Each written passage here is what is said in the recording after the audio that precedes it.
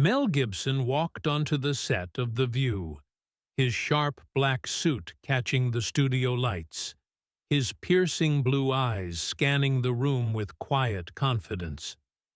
The audience clapped enthusiastically, their energy buzzing, but beneath the applause lay an undercurrent of tension. Whoopi Goldberg, Joy Behar, and Sunny Hostin sat at the iconic table, their smiles polished yet guarded, like generals preparing for battle.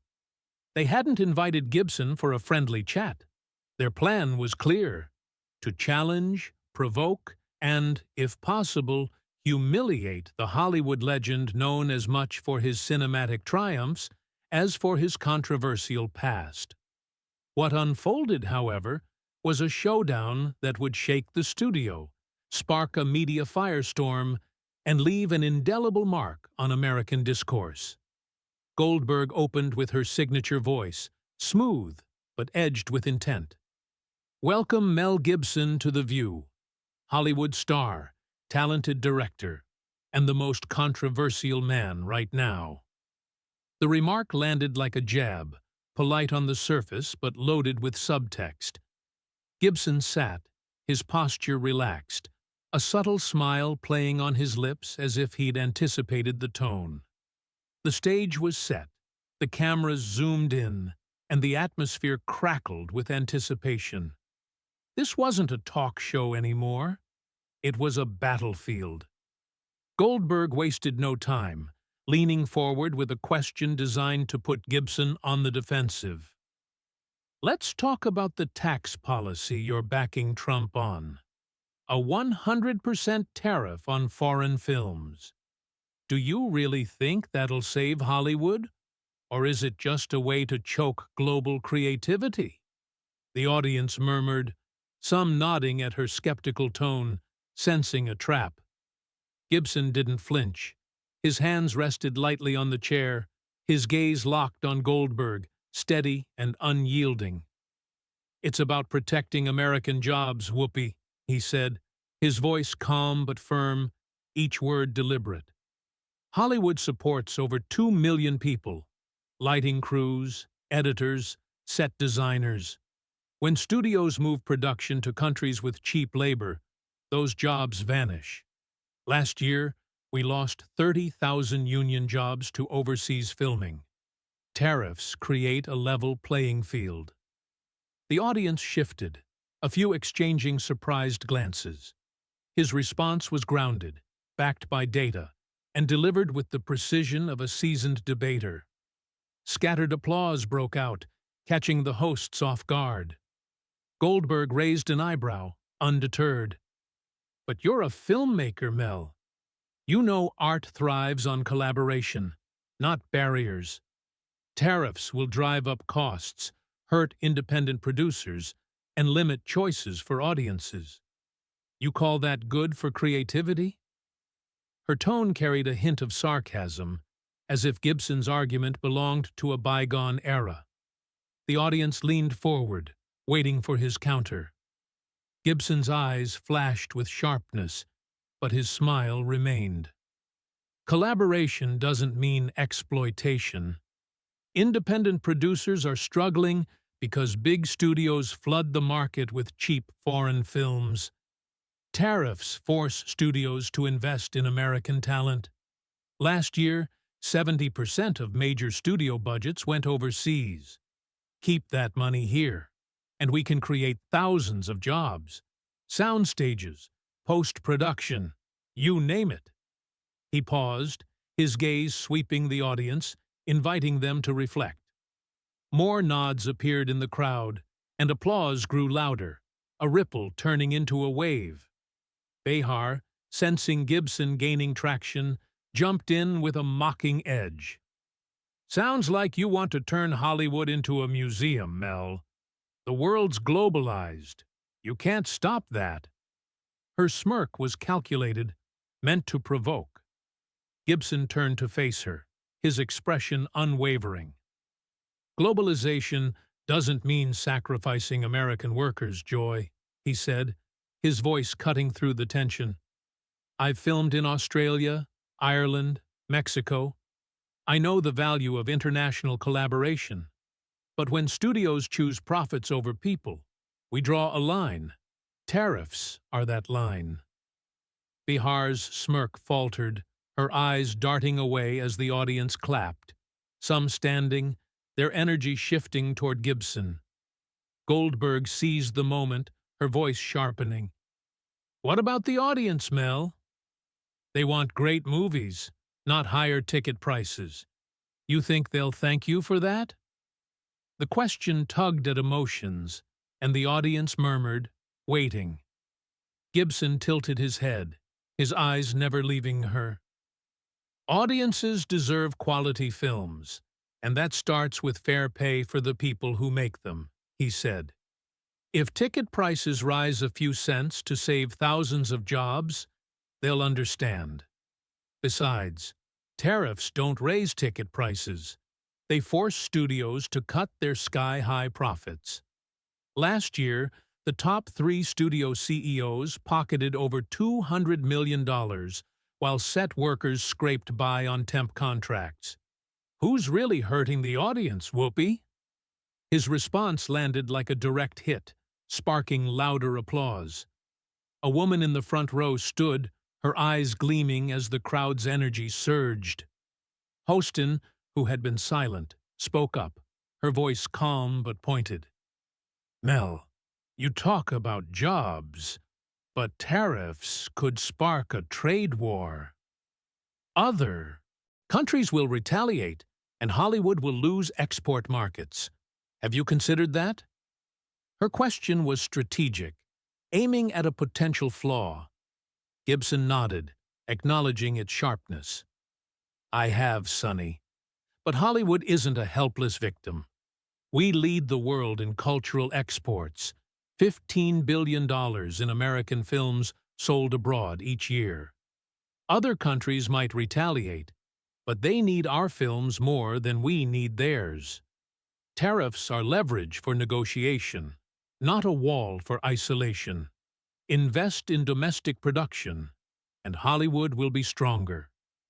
His response was clear, logical, and confident, leaving Hostin pursing her lips, unable to counter immediately. The audience clapped enthusiastically, some standing, their excitement palpable. Goldberg, sensing the tide turning, tried to regain control with a personal attack.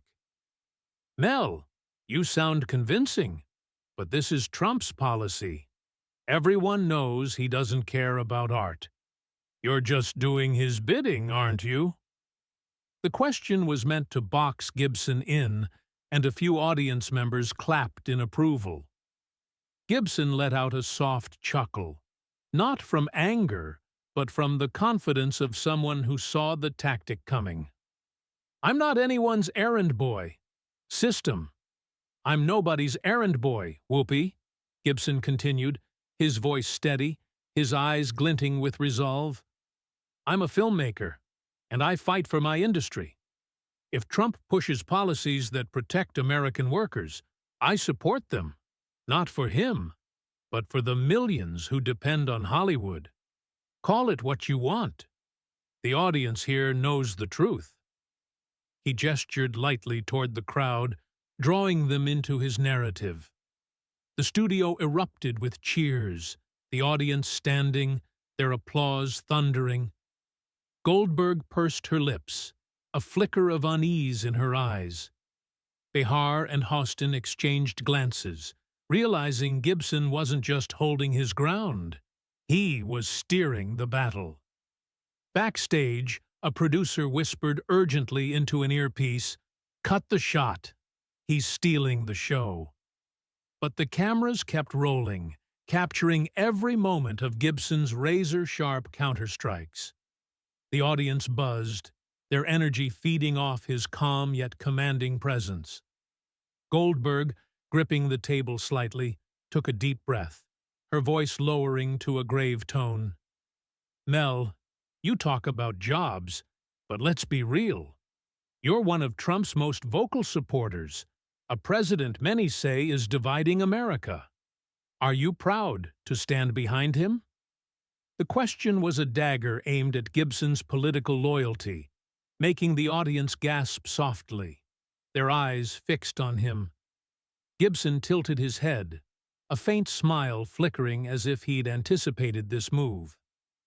"I support anyone who puts Americans first, Whoopi. Trump's not perfect, but look at the results. Before the pandemic, unemployment hit a 50-year low, 3.5%. Black workers, women, minorities had more stable jobs than ever. That's why I back his policies, not the man himself." His response was grounded in data, delivered with the weight of someone who'd thought it through.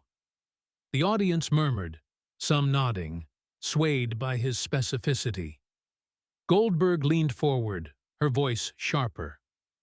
"Politics isn't just numbers, Mel. Trump has fueled division.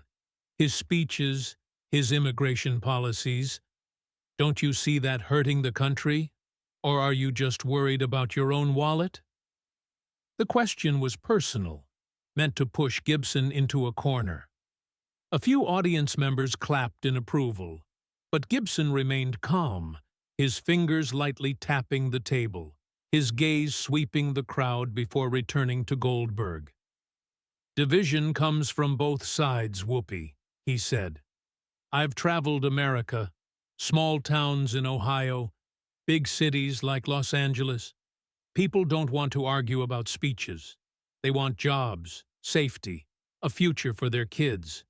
If Trump delivers that, I support him. But I've criticized him when needed, like how he handles the media. I'm not blind." He paused, his voice lowering. "What about you? Have you ever wondered if this show fuels division by only inviting people who share your views?" The question landed like a bomb, igniting cheers mixed with laughter from the audience. A man in the back row stood, clapping, his eyes blazing. Goldberg froze, her lips pursed, caught off guard by the counterattack. Behar, quick to salvage the situation, jumped in. "Oh, Mel, don't pretend to be neutral. You're Trump's guy, and everyone knows what he stands for. Conservative, outdated. You think the world's going back to your era?" Her tone dripped with sarcasm, but her eyes betrayed worry. Gibson laughed, a short, confident chuckle. "Joy, I'm not trying to turn back time," he said. "I want an America where people are heard, not dictated to by the media or shows like this. I've been making films for over 40 years, and I've learned one thing. Human stories, not politics, connect us. Trump, Biden, or anyone else, I only care about policies that help people live better." His response was sincere yet sharp, prompting louder applause, like a wave crashing through the studio. Hostin, sensing the tide turning, spoke up, her voice calm but piercing. "Mel, you talk about listening to the people, but Trump's often criticized for ignoring minority communities. As someone with influence, don't you think you have a responsibility to speak out when he goes off course?" Her question was clever, targeting Gibson's ethics. The audience fell silent, waiting. Gibson nodded, his eyes showing respect for the question's depth. "I do have a responsibility, Sonny, and I've acted on it," he said. "I've met Trump and called him out when I disagreed, like on some social issues, but I also see him do good, investing in poor areas, boosting jobs for minority communities. I'm not here to defend every choice he makes. I'm here to say we need to look at actions, not just words." His response was sincere and logical, making Hostin furrow her brow, unable to find an immediate flaw. The audience erupted, applause thundering, some cheering, clearly swayed by Gibson's candor. A woman in the middle row raised her hand in support, her eyes shining. Goldberg, feeling the crowd shift, tried to seize control. "Mel, you talk a good game, but you can't deny Trump has hurt many people. By standing with him, you're picking a side. Don't you see how dangerous that is? Her question was accusatory, aiming to box Gibson in. Gibson looked straight at her, his gaze unwavering. I'm not picking sides, Whoopi. I'm picking the truth, he said. Every politician makes mistakes, but we can't let the media or shows like this decide who's right or wrong. The audience here is smarter than that. They want the truth, not a scripted drama. He pointed lightly at the audience, his voice low but powerful, pulling them into his fight. The studio shook with cheers, the audience standing, applause crashing like waves. Goldberg took a deep breath, her eyes flashing with intensity, as if she'd found her sharpest weapon. Behar leaned in, her gaze sly, while Hostin adjusted her glasses, fingers skimming her notes, ready to strike. Goldberg raised her chin, her voice deliberate, sharp as a needle. Mel, you talk about truth, but let's face another truth. Your past, controversial statements, allegations of anti-Semitism, racism. How can the audience trust someone who's stumbled like that to stand here defending American culture? The question made the audience gasp softly, all eyes on Gibson, waiting to see if he'd crumble. Gibson didn't rush to answer. He leaned slightly, his eyes reflective, weighing every word. Then he looked directly at Goldberg, his voice low but heavy with conviction. I don't dodge my past, Whoopi. I've made mistakes, said things I'm not proud of, had moments I regret. But I've spent decades making amends, learning, and proving through actions that I'm not the man of those mistakes. He paused, his gaze sweeping the audience, inviting them to look deeper. I made films like Hacksaw Ridge, telling the story of a soldier who rejected violence and the passion of the Christ, honoring the faith of millions. That's who I am today. The audience fell silent, some nodding, their eyes showing empathy. Goldberg fired back, her voice icy. Words are easy, Mel, but your statements hurt people, Jewish communities, people of color. You think a few films erase the past? Her tone stirred murmurs in the audience, a few clapping in agreement. Gibson gave a faint smile, not smug, but the calm of someone who'd weathered storms.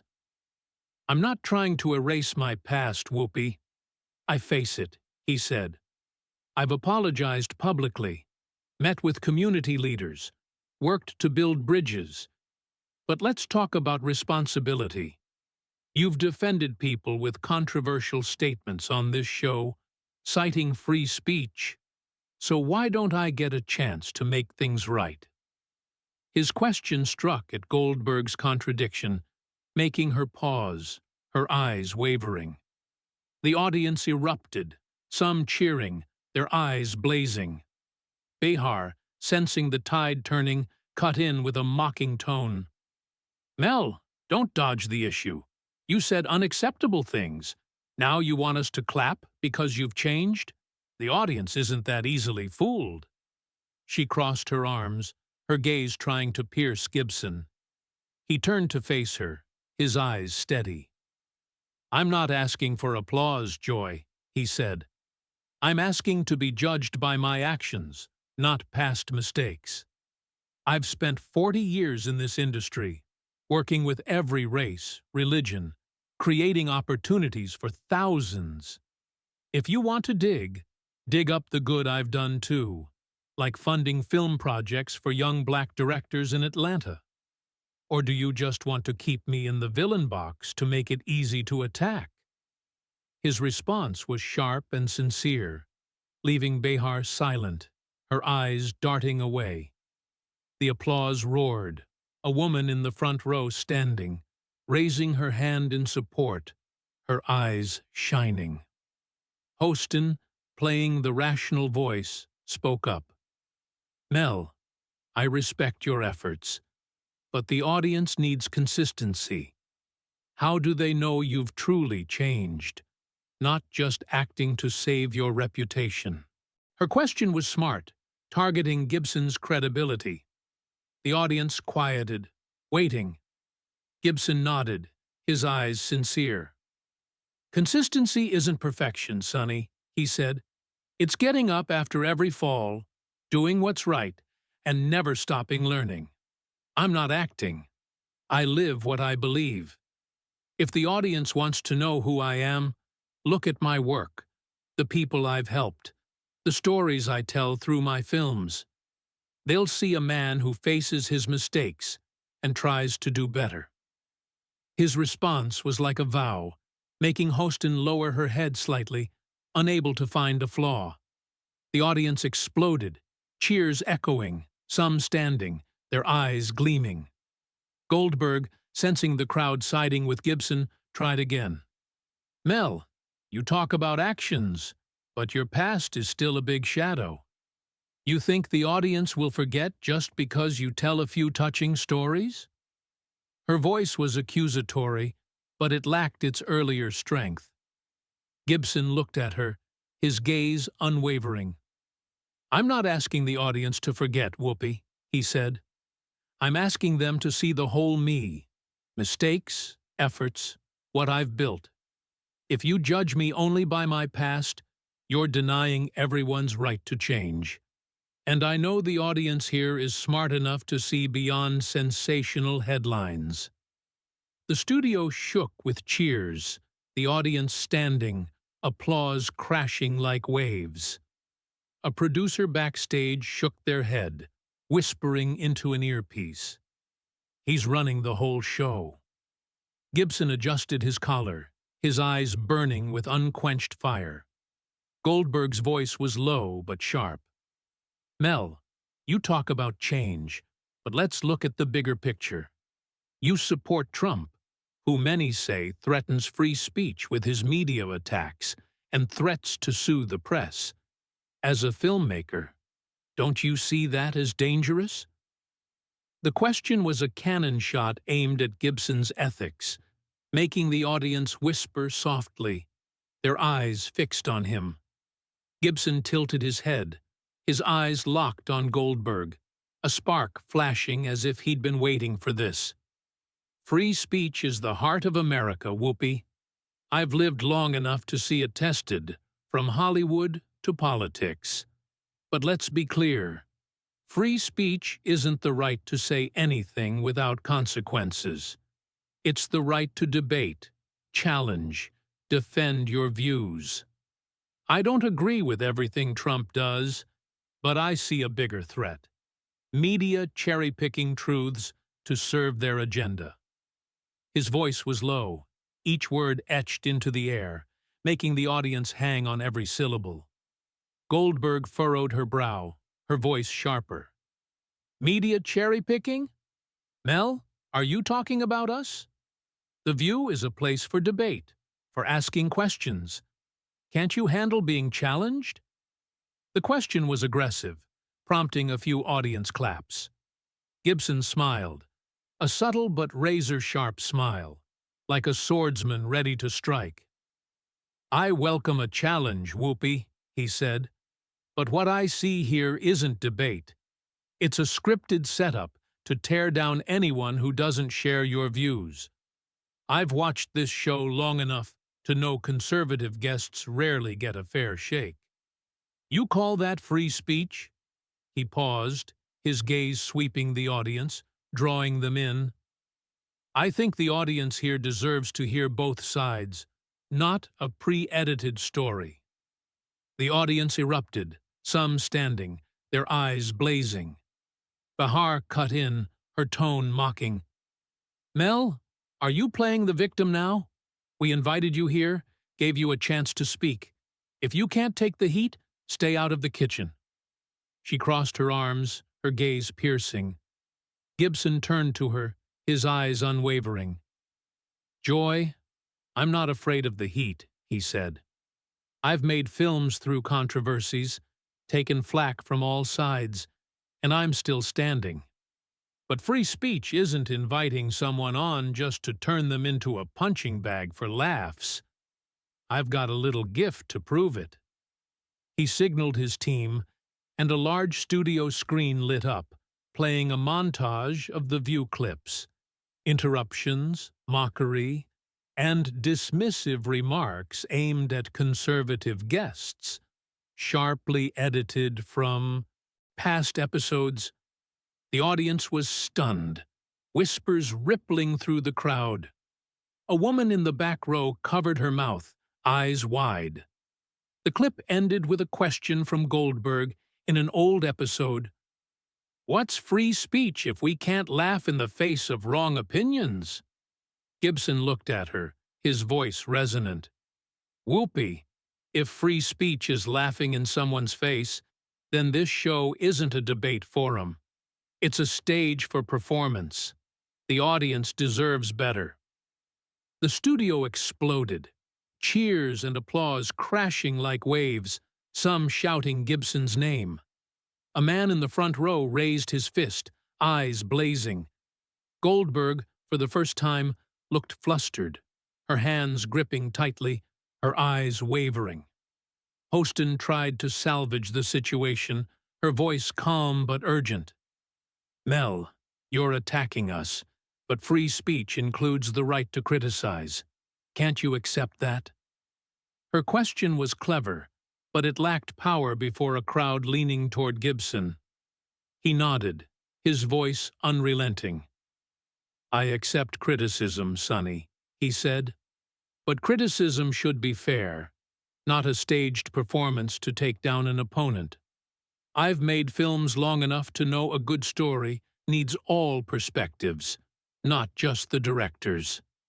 The View could be a great story if you dared to let the audience decide instead of steering them." His response was a call to action, making Hostin lower her head, unable to find a flaw. The audience erupted again, the stage lights pulsing with their energy. Goldberg, sensing the battle slipping away, tried one last time. "Mel, you talk about fairness, but you're defending a man who's called the media the enemy. Don't you see the contradiction?" Her voice trembled slightly, as if she knew this was her final shot. Gibson looked at her, his eyes blazing, his voice commanding. "I'm not defending anyone's words, Whoopi," he said. "I'm defending the right to speak, to debate, to be heard. If the media or this show wants to play gatekeeper of truth, then open the gate and let all ideas in. The audience doesn't need a guide. They need the truth. And I trust they're smart enough to find it." He pointed to the audience, his voice resounding like a proclamation. The studio felt like it had been hit by an earthquake, the air trembling with the crowd's roar. Gibson sat upright, his gaze calm but glinting with pride, like a warrior who'd vanquished his final foe. Goldberg, hands limp on the table, stared blankly, as if processing the defeat. Bahar, her silver hair disheveled, bit her lip, eyes lost. Hostin, hand resting on crumpled notes, bowed her head, like a lawyer who'd lost her biggest case. Goldberg cleared her throat, forcing a strained smile. "Thank you, Mel, for a lively conversation. Audience, what do you think?" Her voice was weak, lacking its usual charisma. The audience responded with a wave of applause, not for her, but for Gibson. A woman in the front row stood, cheering, her eyes blazing, as the applause became an unstoppable force. Gibson stood, adjusting his suit, his gaze sweeping the audience with sincerity. "Thank you for listening," he said, his voice warm but resolute. "I came here not to argue, but to remind us all that we have the right to be heard and to speak. Keep seeking the truth." His words ignited the crowd again, some shouting, "Mel! Mel!" as if he were their hero. Bahar, unable to stand it, cut in with a mocking tone. "Oh, Mel, you sure know how to win a crowd. But we've got more to say, don't we? Her forced smile betrayed desperation. Gibson nodded, his eyes glinting. Joy, I think the audience has said plenty, he replied, his voice gentle but cutting, prompting laughter and more applause. Hostin tried to salvage the moment. Mel, we respect your perspective, but the View is always a place for debate. We hope you'll return. Her voice was polite, but her eyes showed tension. Gibson smiled, sincere. Sonny, if you're ready for a real debate, I'll be back. But next time, let the truth lead. His response was an invitation, making the audience cheer, their eyes gleaming. Gibson stepped away from his chair, his stride steady, his gaze sweeping the studio one last time. As he left the stage, the audience stood, applause crashing like waves, lasting until he disappeared behind the curtain. A man in the back row shouted, "Thank you, Mel," a moment that shook the studio. Backstage, chaos reigned. A producer, face flushed, yelled into a headset, "Who let that clip air? We're done for." Another muttered, Gibson turned the show into his stage. In the control room, screens flickered with online comments flooding social media. Mel Gibson destroyed the View. Whoopi's out of her league. Staff exchanged worried glances, realizing this episode would be a media storm. On stage, Goldberg sat silently, her eyes vacant, as if processing her defeat. She recalled the days when the View was untouchable, where she could steer any debate. Today, Gibson had shattered the script, forcing her to face her contradictions. Bahar, her voice trembling, whispered to Hostin, "We underestimated him." Hostin nodded, her eyes disappointed, folding her crumpled notes as if accepting defeat. Gibson's The View showdown left Whoopi speechless, sparking a media storm. Social media erupted with Gibson torched The View posts, memes, and viral clips. ABC lost sponsors. Viewership dropped 15%. Gibson's film soared, his truth, quote, iconic. The Gibson effect demanded fairer media, reflecting America's hunger for transparency.